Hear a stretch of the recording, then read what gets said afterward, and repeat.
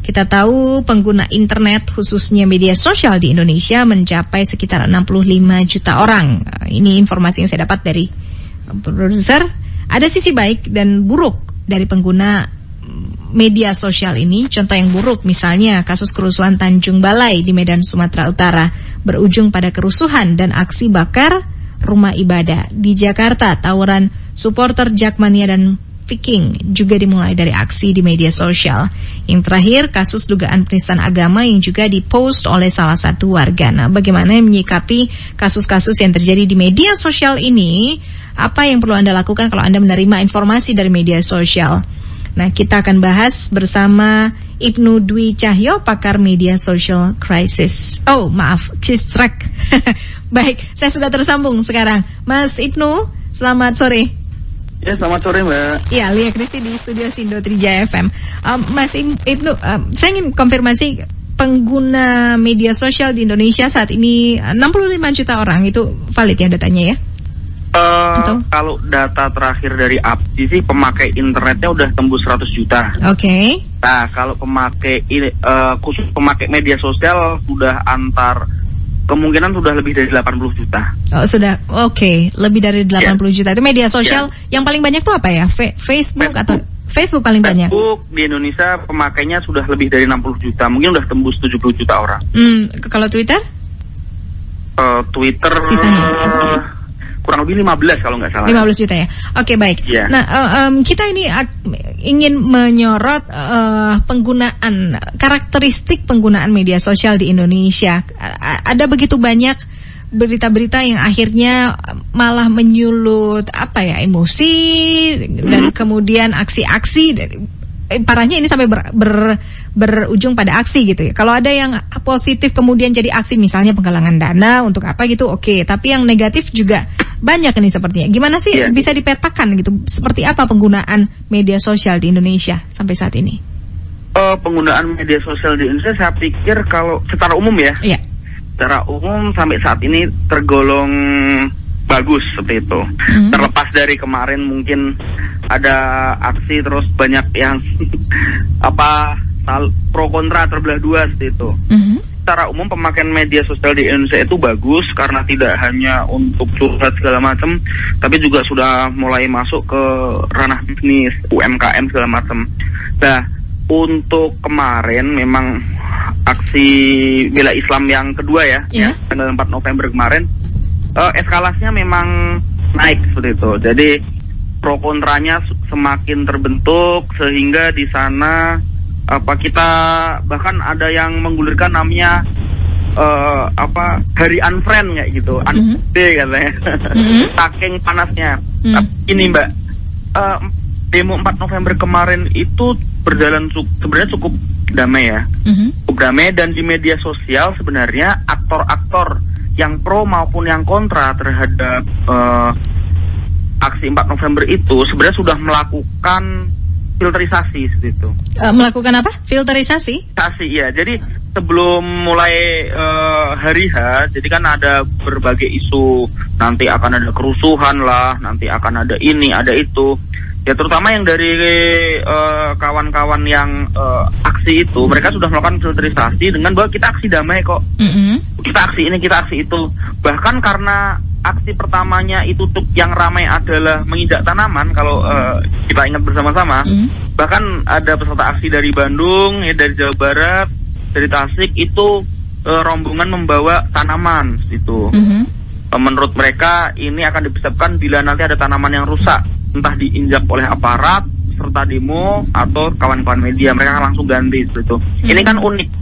Jadi media sosial ini kan dia bisa mendrive apa sih yang akan dilakukan oleh peserta aksi. Karena di aksi pertama itu yang ramai di media sosial adalah halo? Iya. Ya, yang ramai adalah menginjak tanaman, makanya mereka menginjak tanaman, membawa tanaman. Bahkan Ajim itu kan bahkan membawa sapu seperti itu. Jadi ada beberapa angle yang peserta demo bawa itu untuk bisa menetralisir, jangan sampai masyarakat Jakarta, masyarakat Indonesia menganggap demo ini nanti anarki segala macam itu. Dan dari pihak yang kontra pun juga jauh-jauh hari mengingatkan jangan ada kerusuhan seperti itu. Jadi saya pikir jauh sebelum demo ini masing-masing pihak sudah melakukan filterisasi dulu seperti itu, Mbak. Oke. Nah, tapi kemudian ada banyak sekali berseliweran gitu di media sosial, juga di grup-grup WhatsApp, meme-meme yang bernada provokasi, bahkan ada juga banyak yang provokasi itu baunya bukan berdasarkan fakta tapi fitnah gitu ya, hoax gitu. Nah, kenapa orang Indonesia gampang sekali ya tergerak dengan meme-meme seperti ini? Tidak mengecek dulu begitu? Ya, sebenarnya ini nggak hanya di Indonesia, Mbak. Di seluruh dunia, even bahkan di Amerika yang katanya banyak demokrasi juga sama. Bahkan di Amerika kan besok ini kan ada pemilihan presiden. Konstelasi media sosial di sana nggak kalah sama Indonesia, bahkan lebih panas lagi seperti itu. Bahkan kalau kita lihat sempat ada kampanye terakhirnya Donald Trump, ada orang yang berteriak membawa senjata kayak gitu, ada senjata. Nah ini jadi bahan untuk meme di sana seperti itu. Lah di Indonesia pikir meme itu terus grafis-grafis yang saling sindir, saling ejek itu biasa. Tapi yang pasti harus dalam batasan yang wajar kayak gitu. Nah kalau kemarin itu kan yang rame itu kan katanya nggak rusuh, tapi kok tiba-tiba rusuh.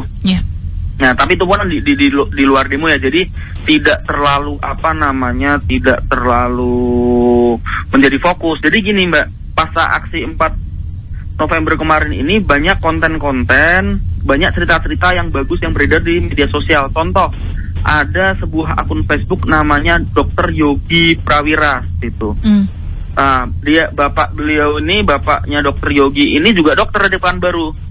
Dari terbang dari Pekanbaru ke Jakarta, turun di Soekarno-Hatta untuk ikut demo 4 November gitu. Nah, Dr. Yogi ini menjemput bapaknya di Soekarno-Hatta. Ternyata di sana banyak juga bapak-bapak dan ibu-ibu tua sepuh yang dari Sumatera, dari Sulawesi mau jalan ke Monas tapi nggak ada kendaraan lah. Akhirnya mereka bareng-bareng. Nah, cerita-cerita ini yang beredar di media sosial, video-video semacam ini yang beredar di media sosial, foto-foto semacam ini yang banyak beredar di media sosial, ini yang membuat para netizen kita ini lebih adem, Mbak. Gitu. Jadi sebenarnya malah kalau ya konstelasinya memang panas, tapi saya pikir ini sekarang masih dalam batas yang wajar bila dibandingkan dengan luar negeri, Mbak. Baik. Nah, apa tips untuk rakyat atau pengguna media sosial di Indonesia agar lebih bijak lagi untuk menyikapi berbagai informasi yang berseliweran di setiap hari di gadget mereka? Jadi kalau dari sisi netizen, kita lihat bahwa sebenarnya sekarang ini kan juga terkait dengan kondisi yang ada di kondisi politik ekonomi yang ada di dalam negeri ini seperti apa. Kalau kondisi politik ekonominya baik, jadi netizen nanti juga nggak terlalu mudah panas seperti itu. Kan memang yang penting ini di Indonesia sekarang ini ya, kehidupan bermedia sosial ini belum masuk dalam kurikulum pendidikan kita. Nah ini berbeda dengan contoh di Amerika, di Turki dan beberapa negara maju yang media sosial ini sejak masa kanak-kanak ya, sejak SD elementary school itu sudah mulai dimasukkan ke dalam kurikulum sehingga anak-anak ini tahu mana yang boleh, mana yang tidak, dan ini akan terbawa mereka saat mereka beranjak remaja, beranjak dewasa.